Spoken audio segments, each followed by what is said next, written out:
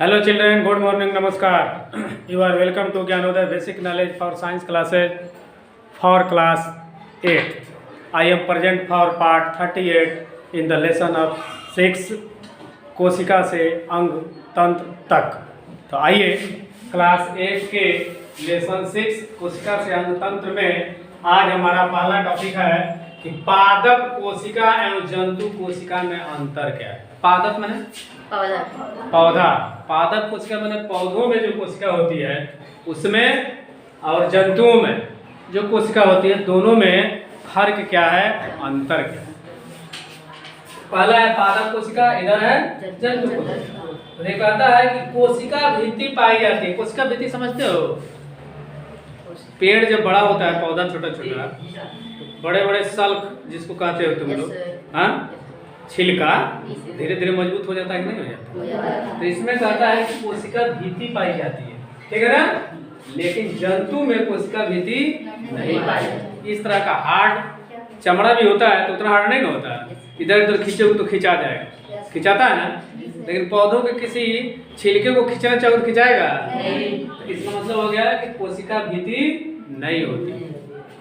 दूसरा, हरित लवक पाए जाते हैं। पादप कोशिकाओं में क्या पाया जाता है? हरित लवक, तभी तो हरा भरा रहते हैं। और जंतु में पाया जाता है? नहीं पाया जाता है। तीसरा, सेंट्रोसोम उपस्थित होता है। इसमें सेंट्रोसोम उपस्थित नहीं होता, बीच में सेंट्रोसोम इसमें उपस्थित होता है, इसमें नहीं होता है, ठीक है ना। सेंट्रोसोम उपस्थित होता है, नहीं होता है। देखो गलत लिखा गया है, ठीक है ना, अब बता रहा है। देखो अगला, रिक्तिका बड़ी तथा संख्या में एक होती है। रिक्तिका इसमें बड़ी बड़ी होती है और एक होती है। रिक्तिका मतलब समझते हो? का रिक्तिका माने खाली जगह, या भोजन को रखने, पचाने, ढोने वाले में जो सहायक होता है उसमें रिक्तिकाएं होती है ना। तो उसमें कहता है कि रिक्तिका बड़ी होती है तथा संख्या में एक होती है। लेकिन इसमें क्या कहता है? रिक्तिका छोटी तथा संख्या में अधिक है।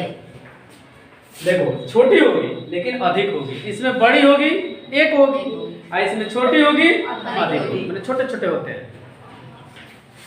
फिर होती है केंद्रक परिधि की ओर हो सकता है, कोई कंफर्म नहीं है, परिधि की ओर भी सकता है, नहीं भी हो सकता, तभी तो हो सकता है लिखा है, लेकिन वाला भाषा तभी तो है। केंद्रक परिधि की ओर हो सकता है, इसमें होता है अधिकांशतः केंद्रक परिधि के मध्य में होता है। उसमें होता है कि केंद्रक की तरफ हो सकता है, नहीं भी हो सकता है। इसमें क्या होता है? परिधि की तरफ। अब अगला सवाल है, ऊतक क्या है? What is tissue? 7th class में पढ़ाया गया होगा कि ऊतक क्या है। पहले होती है कोशिका। कोशिका का मतलब दीवार की ईंट हो गई, हाँ, आज सब ईंट मिलकर दीवार हो गई, वही हो गया ऊतक। यानी कोशिकाओं के मिलने से ऊतक का निर्माण, ठीक है ना। तो ये कहता है कि ऊतक क्या है? What is tissue? कहता है समान रचना एवं समान उत्पत्ति वाली कोशिकाओं के का समूह जिनके द्वारा विशेष कार्य किया जाता है, उसे ऊतक कहते हैं। समान उत्पत्ति और समान रचना, इसकी क्या होगी? बनावट जो होगी समान होगी, उत्पत्ति भी जो होगी इसकी मैंने पैदाइश वो भी समान प्रोसेस से होगी, उसी को हम ऊतक कहते हैं। अब कहता है यह कोशिकाओं से मिलकर बना होता है। बताया यह कोशिकाओं से मिलकर बना होता है। अलग अलग कोशिकाओं का अलग अलग कार्य होता है ना। अलग अलग कोशिकाएं अलग अलग कार्य होता है।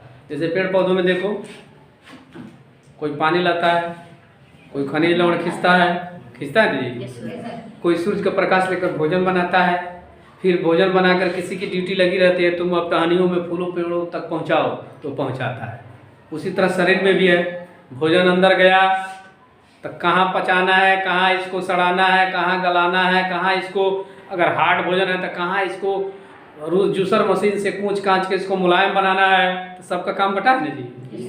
अगर ज़्यादा हार्ड लिट्टी खा लोगे तो पचेगा नहीं, तो उसको मिक्सर मशीन में अंदर है वही ना उसको तोड़ता है, नहीं तोड़ेगा तो क्या हो जाएगा? दर्द होने लगेगा नस में, अतड़ी में, पचौनी में जिसको बोलते हो, फंसेगा तो सुबह चिल्लाने लगे बाप रे बाप दर्द होता। क्यों दर्द होता? इसलिए कि वो घुलता नहीं है, मुलायम बनता। जब तक डाइल्यूट नहीं होगा, डाइल्यूट माने घुल मिलकर एक में मिलेगा नहीं, तब तक वो पाचन होगा नहीं। होता है ना, तो सबका काम बटा हुआ है ना। तो वही कहता है समान रचना समान उत्पत्ति वाली कोशिकाओं का समूह जिनके द्वारा विशेष कार्य किया जाता है। विशेष कार्य भी किया जाता है।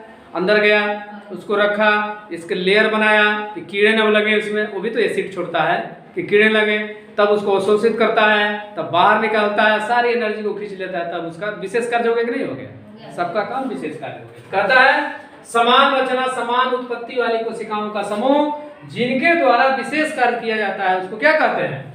उत्तक कहते हैं। यह कोशिकाओं से मिलकर बना होता है, अलग अलग कोशिकाओं का अलग अलग कार्य, सबका कार्य बटा हुआ है। जैसे तुम लोग का काम बटा है ना, जिसको पढ़ना है पढ़ता है, जिनको क्लास में बात करना है वो क्लास में रहेगा, जिसको नर्सरी में जाके लकड़ी बीनना है वो लकड़ी बीनता है, काम बटा हुआ है ना। जिसके दिमाग में जो काम बट गया है वही करेगा, लाख बढ़िया समझाओगे नहीं करेगा, है ना। लेकिन इसमें देखो फिक्स है, इसमें फिक्स है, जिसका काम बटा है वही करेगा। जिसको जड़ से पानी खींचना है पेड़ पौधों के जड़ों को, तो भोजन नहीं बनाएगा। जिसको भोजन बनाना है वो पानी नहीं खींच के लाएगा, तो रसोइया का काम है, उसका तो रसोइया करेगा, ठीक है ना। उसी तरह इन युतकों में है कि सबका काम बटा हुआ है, जो काम निपटा रहा है वही करेगा।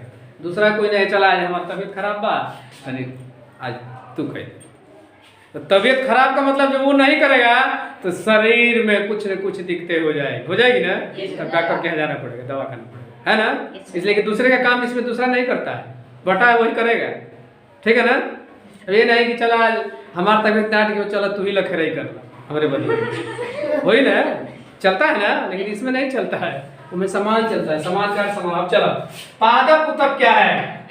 पौधों में पाए जाने वाले ऊतक को, इसमें भी कोशिका होती है छोटी छोटी, पेड़ काटते हो देखो तमाम तरह की छोटी छोटी सेल इसमें दिखाई देती है, मिलकर बनी होती है। उन सेलों से अलग अलग सेलों से मिलकर जो बनी होती है उसको क्या हो गया? ऊतक। यानी पौधों में पाए जाने वाले ऊतक को सीधा नाम से याद करो, रटने की जरूरत नहीं है। पादप ऊतक यानी पौधों में, पेड़ पौधों में पाए जाने वाले ऊतक को पादप ऊतक कहते हैं। प्रविभाजी ऊतक क्या है? ऊतकों में विभाजन क्षमता रखने वाले ऊतकों को प्रविभाजित। ऊतकों में बहुत है कि अपने आप को सेल को बढ़ाते रहते हैं। अच्छा, इसमें तो मान लो ईंटा एक एक जोड़ते हैं, दीवार खड़ा होता है, उसमें कौन ईंटा जोड़ता है? हम लोग के शरीर में या मवेशियों में। तो इसका मतलब है कि अपने सेल में से, अपने ऊतक में क्या करता है, वो धीरे धीरे सेलों की संख्या बढ़ाता है। वो खाना पीना मिलता है, पानी मिलता है, यूरिया डाई पोटास जाइम, सूर्य का प्रकाश, भोजन मिलता है, तो धीरे धीरे अपने सेल को बढ़ाता है कि नहीं बढ़ाता है? तभी तो संख्या बढ़ती है। तो कहता है कि ऊतकों में विभाजन क्षमता रखने वाले ऊतक को, विभाजन क्षमता मैंने अलग अलग उसको कर दे, उसका एक अलग घेर का अलग बन जाएगा, फिर दूसरा बन जाएगा ईंटे की तरह, फिर अलग बन जाएगा। यानी विभाजन क्षमता रखने वाले ऊतक को विभाजन प्रविभाजित ऊतक कहते हैं। अब है कि पादप ऊतक कितने प्रकार के होते हैं? पेड़ पौधों में ऊतक कितने तरह के होते हैं? कितने प्रकार के होते हैं? कहता है 2 तरह के, प्रविभाजी, अस्थाई। प्रविभाजी माने जो उसको अलग अलग समूहों में विभाजित करता है, तो प्रविभाजी हो गया। अस्थाई का मतलब वो विभाजन नहीं होगा। मान लो शरीर में लीवर है तो 2 लीवर नहीं हो जाएगा, खूब खाएंगे पिएंगे दूध दही माखन मिश्री केस में, तो 2 लीवर नहीं हो जाएगा, 4 किडनी नहीं हो जाएगी। जो फिक्स है वो अस्थाई है, वो अस्थाई रहेगा, है कि नहीं? तो इसलिए उसको कहते हैं जो प्रविभाजी ऊतक, जो सेल को अलग अलग वर्गों में बांटता है, बढ़ाता है संख्या को, तो हो गया प्रविभाजी में बांटना।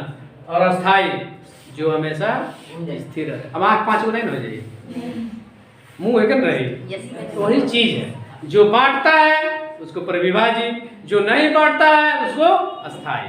तो इस प्रकार आप पादप कोशिका में, जंतु कोशिका में अंतर एवं ऊतक क्या है, और पादप ऊतक क्या है, प्रविभाजी ऊतक क्या है, और पादप ऊतक कितने प्रकार के होते हैं, इसकी जानकारी प्राप्त की। हमको उम्मीद है कि यह सब समझ में आ गया होगा। ठीक है, तो आइए देखते हैं, थोड़ा पूछते देखें कितने लोग बताते हैं।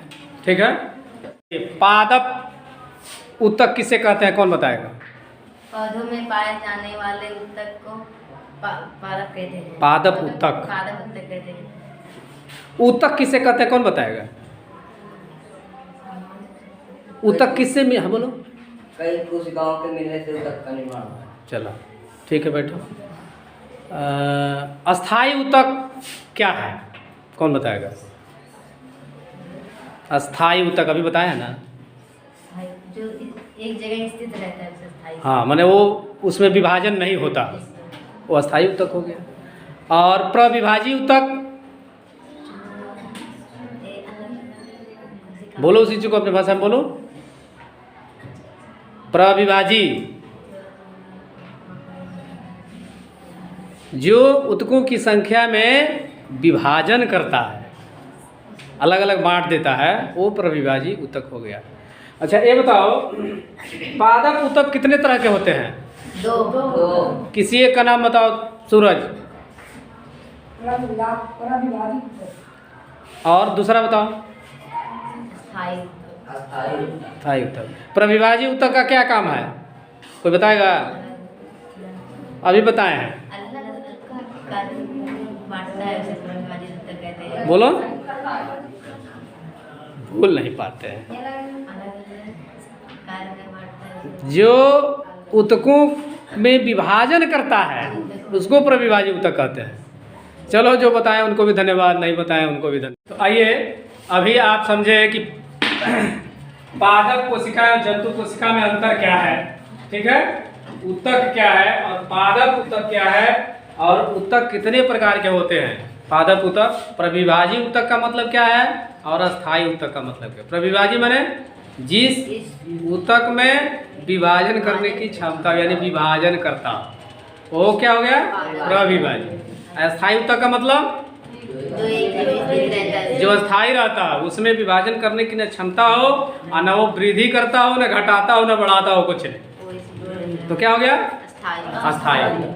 ठीक है, तो इस प्रकार यह वीडियो पादप कोशिका एवं जंतु कोशिका के अंतर को समझाने का प्रयास किया गया। यदि आपको अच्छा लगता है तो मेरे चैनल, आपके चैनल, यूट्यूब चैनल को सब्सक्राइब करेंगे, वीडियो को लाइक करेंगे और अपने मोबाइल से दूसरे पर शेयर करें, ताकि और लोग इस पादप कोशिका और जंतु कोशिका के विषय में अंतर को बढ़िया से समझ सके। अब मैं मिलता हूँ नेक्स्ट वीडियो में, तब तक के लिए thank you for watching video.